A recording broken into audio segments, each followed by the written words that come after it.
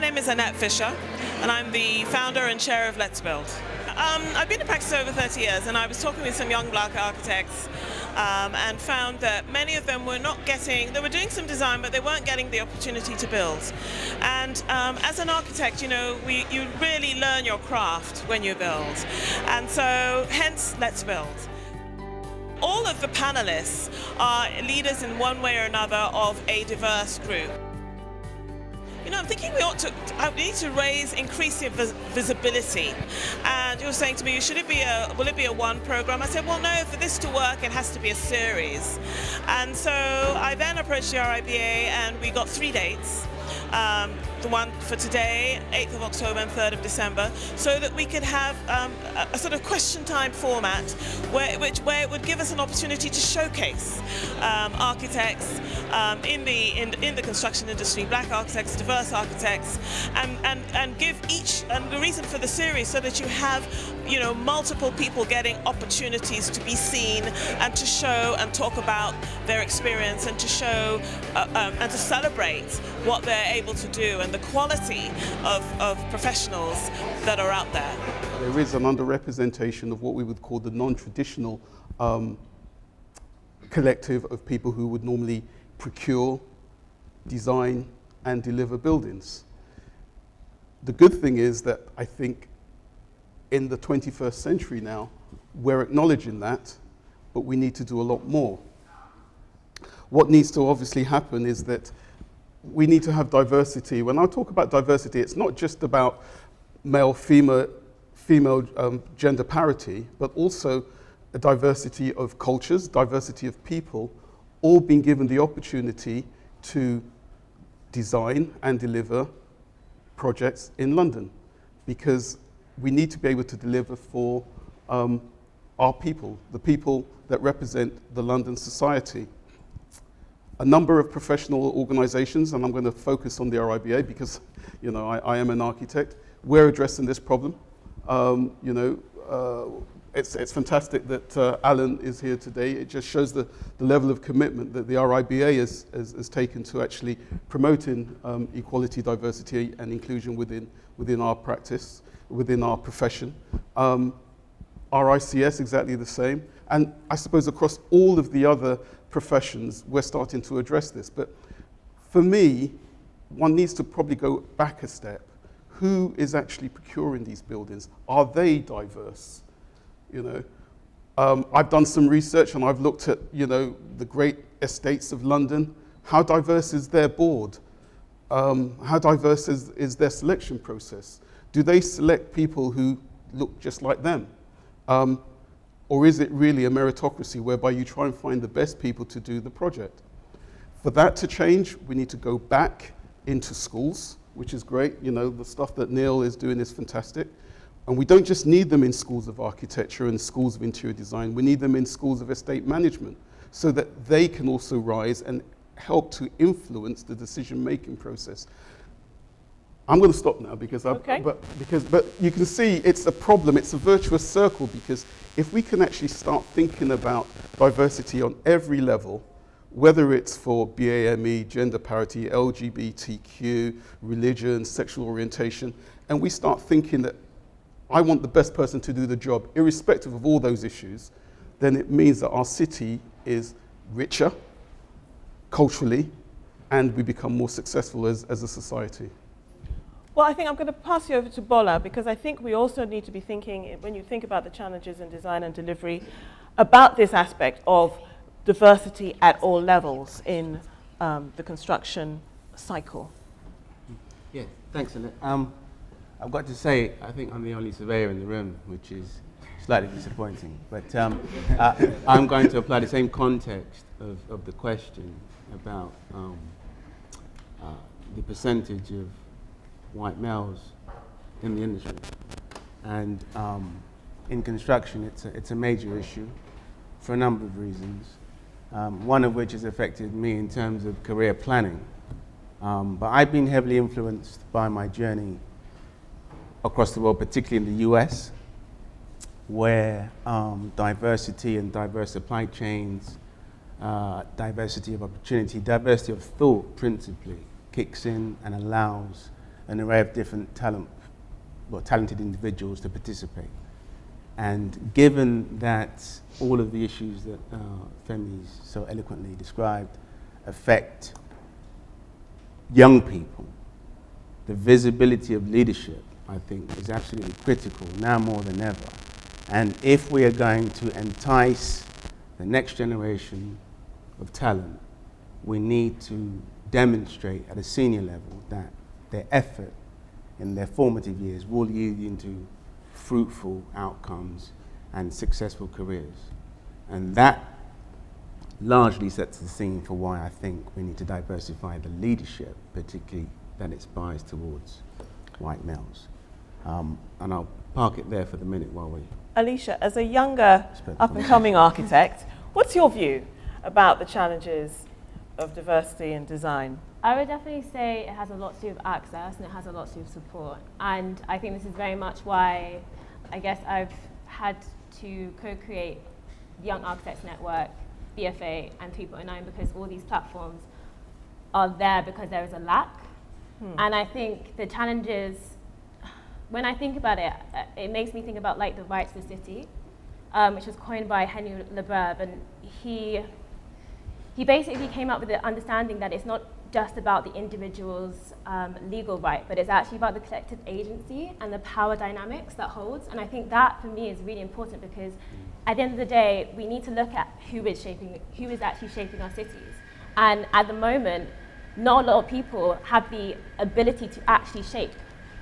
They don't have the ability to have that voice. And so I think for me, it's making sure that we have that platform. So kind of like what you're doing, Neil, with celebrating architecture is so important and integral.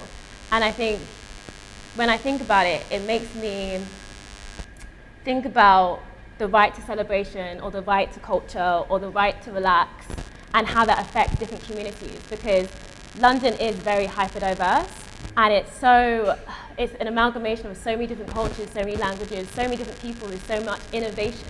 So for me, it's like, how can we then really push the agenda? How can we really push innovation? And I think that comes down to providing that support and access. Great. Neil, being that you work with so many young people and you've in fact influenced many to take up architecture, what's your take on this? First of all, can I just say thank you for inviting me to the panel.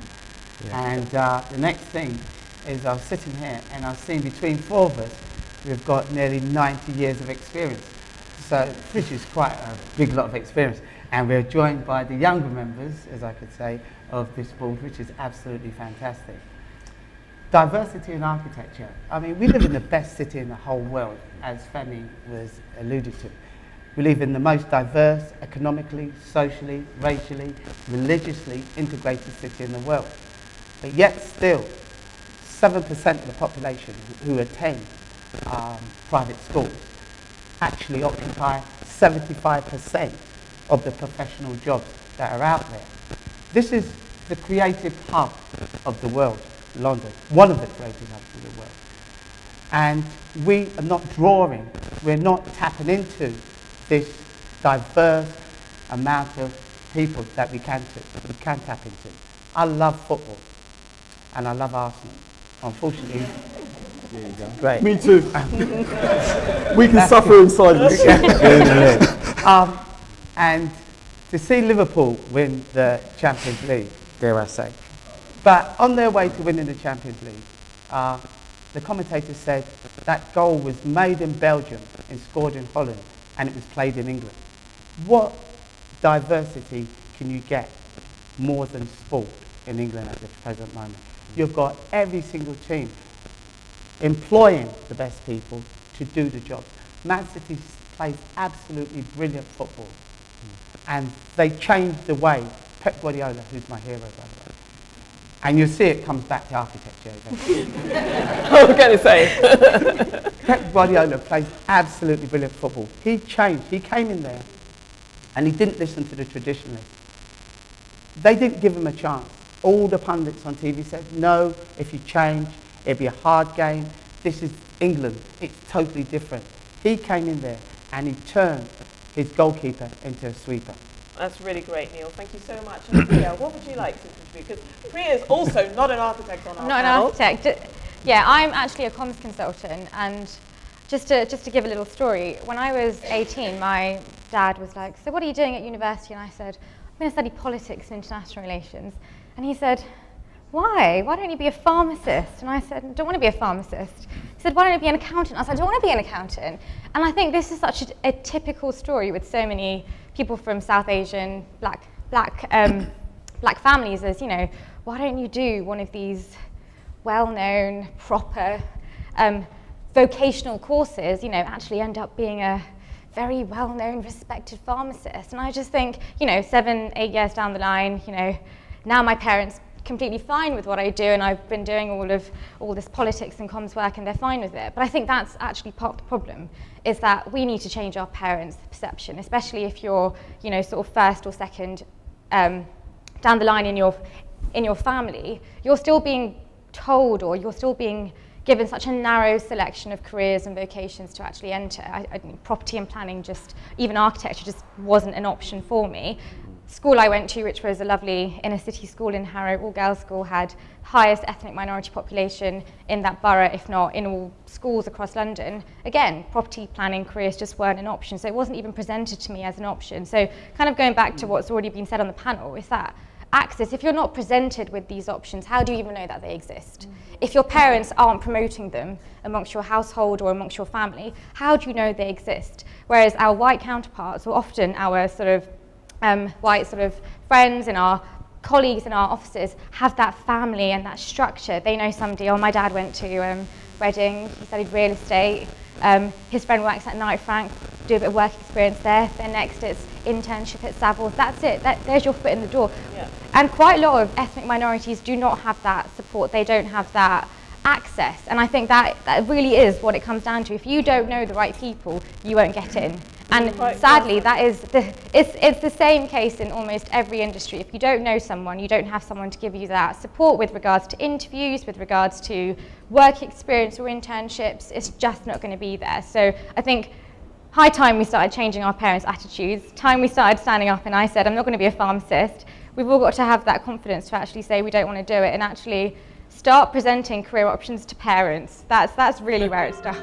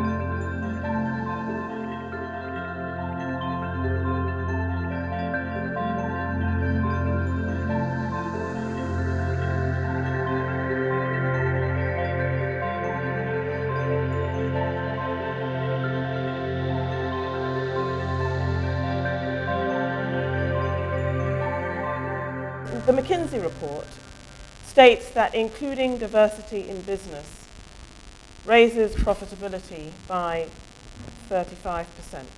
Why isn't this data being used effectively by the industry? And I think, Priya, you were going to lead on that one. Yeah, sorry to just speak again. I think it is extremely credible data. It's from McKinsey and Company, so we all know this is top-notch data.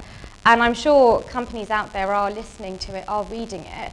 But firstly, I would probably ask the question, are we preaching to the converted? So just a raise of hands, how many chief executives do we have in the audience over here? Any executive directors? Okay, so we have a few. But really, are we preaching this message and this data and this information to the right people? quite a lot of our chief executives across the built environment sector are white male. So if they don't know this information, firstly, they don't know the business case or the sort of business value of having more diverse workforces. Secondly, I think there's the problem of they just don't know how to approach it. Yes, we've accepted there's this data, but how do we actually tackle such a big task of having more diverse workforces? Do we need to completely overhaul our recruitment system? Do we need to have a completely separate executive board which does the recruitment process? Or I can't get my mate in from Barrett London now because I have to go through this proper rule, or maybe I have to endorse the Rooney rule, for example. But do companies actually want to do that if they've always relied on their same recruitment methods? There's that problem. Thirdly, I think there's the problem of budgets for diversity groups. So quite a lot of initiatives for diversity and inclusion have a set budget. And I think quite a lot of the rhetoric over the last few years has been on gender balance. And I think we've made some progress on having more women at executive boardroom level, and that's fantastic. But I think now companies are thinking, oh, we need to extend our budgets and move over to BAME. And BAME is huge. People don't know how to tackle Black, Asian, minority ethnicities. It's such a sensitive issue. I've spoken to executive directors who can't even say the word black.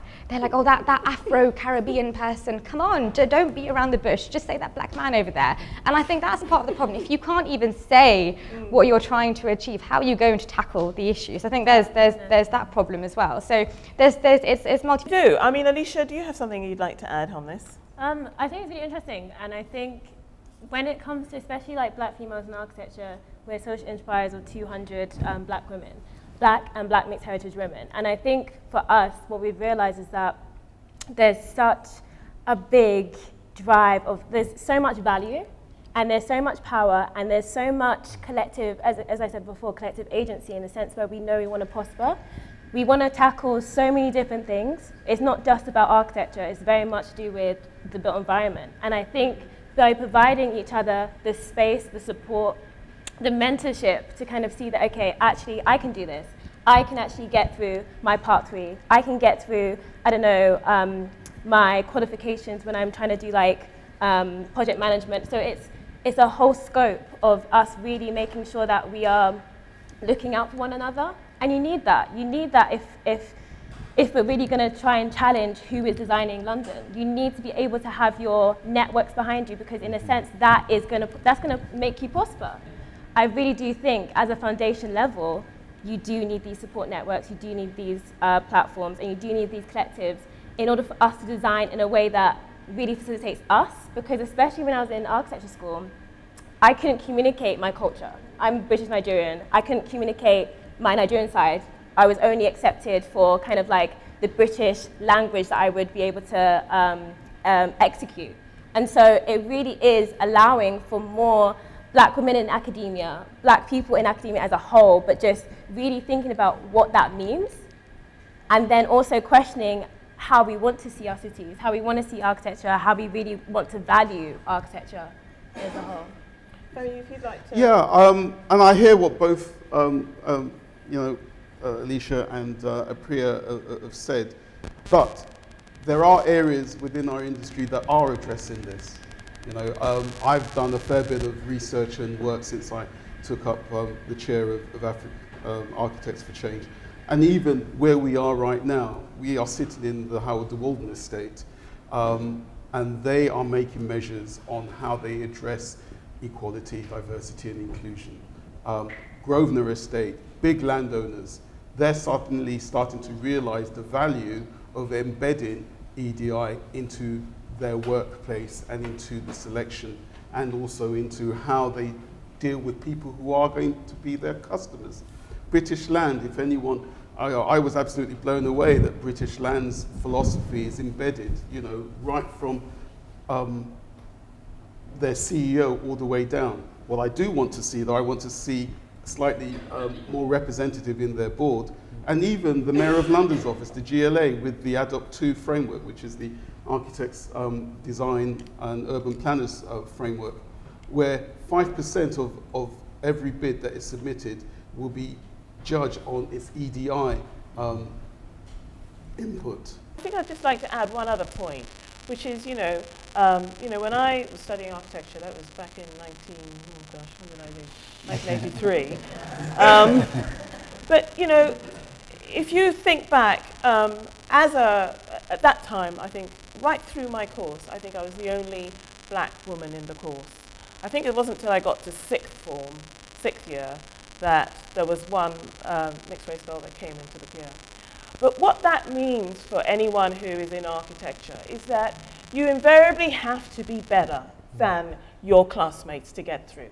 And this means that the actual talent that is out there, in my view, is absolutely exceptional.